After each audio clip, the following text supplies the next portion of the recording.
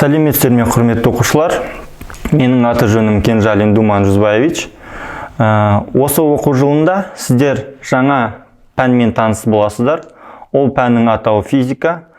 Физика грек тілінен аударғанда физис табиғат деген мағынаны білдіреді. Яғни табиғат туралы ғылым. Енді табиғат дегеніміз не? Соған мысал келтіретін болсақ. Табиғат дегеніміз ол біздің айналамызды қоршағанның барлығы. Өсіп тұрған ағаш, ағып жатқан өзендегі су, ай, аспандағы жұлдыздар, бұның барлығы табиғат деген кең ұғымға сыяды. Енді осы табиғатта әртүрлі өзгерістер болып жатады үнемі. Осы әлемдегі болып жатқан өзгерістерді құбылыстар деп атауға болады. Ендеше әлемдегі өзгерістер табиғат құбылыстары болып табылады. Табиғат құбылыстарын жаратылыстану пәндері зерттейді. Бірақ айта кететін бір жайт. Әр пәннің осы табиғат құбылыстарын зерттеуде негізгі міндеті және мақсаты бар. Физика пәнінің табиғат құбылыстарын зерттеудегі өзінің келесідей құбылыстарды қарастырады. Бірінші, ол бізде механикалық құбылыстар, екінші, жылулық құбылыстар, оптикалық құбылыстар, немесе жарық құбылыстары, дыбыс құбылыстары, электромагниттік құбылыстар. Осы құбылыстарды бізде физика ғылымы зерттейді. Енді осы құбылыстардың негізінде біз физиканың негізгі мақсаты не деген сұраққа жауап берейік.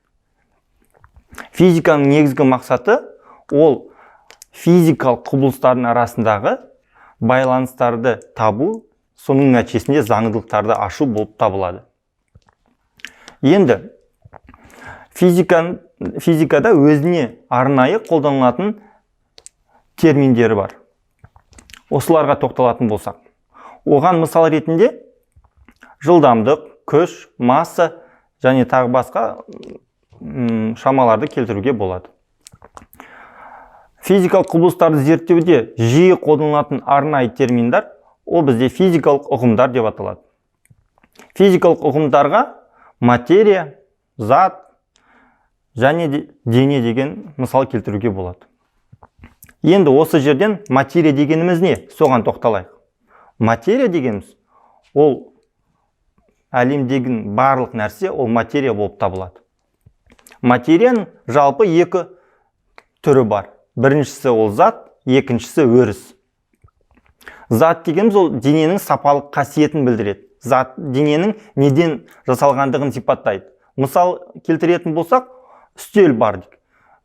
Үстел ол бізде дене болып табылатын болса, осы үстел ағаштан жасалды. Ендеше ағаш ол біздің зат болып табылады. Яғни затты біз қолымызбен ұстап көре аламыз. Материяның екінші түріне біз өрісті жатқызамыз. Оған мысал ретінде радио толқындар, жылулық және жарықтық сәулелерді мысалға келтіруге болады. Ал осы айтылған мысал ол бізде электромагниттік толқындар болып табылады. Ендеше материяның екінші түрі өріс дегеніміз ол электромагниттік толқындар. Яғни осы мысал келтіруге болады. Әрі қарай, осы табиғатта болып жатқан құбылыстарды зерттеу үшін арнайы ғылыми әдістер бар. Физикада жиі қолданылатын негізгі әдістерге тоқталайық. Ол әдістердің ішінде біріншісі ол бақылау, екіншісі эксперимент және үшіншісі ғылыми теория. Бақылау дегеніміз ол қандай да бір айналадағы бақыланып жатқан объект туралы белгілі бір ақпарат жинау. Жиналған ақпараттарды талдау нәтижесінде жорамал, яғни гипотеза ұсынылады. Ал осы гипотезаның дұрыс немесе дұрыс емес екендігін тексеру үшін әрине эксперимент жасау керек. Практикалық тәжірибе. Практикалық тәжірибе негізінде бақыланған құбылыстың және де осы бақыланған құбылыс нәтижесінде ғылыми болжамның дұрыс екендігі дәлелденсе, онда бізде физикалық заңдылық немесе ғылыми теория пайда болады. Енді қорытындылай келетін болсақ, осы физикалық құбылыстарды зерттейтін жаңа пән ол физика. Ол бүгінгі сабағымыз осы кіріспе сабақ болып табылады. Осымен сабағымызды аяқтайық.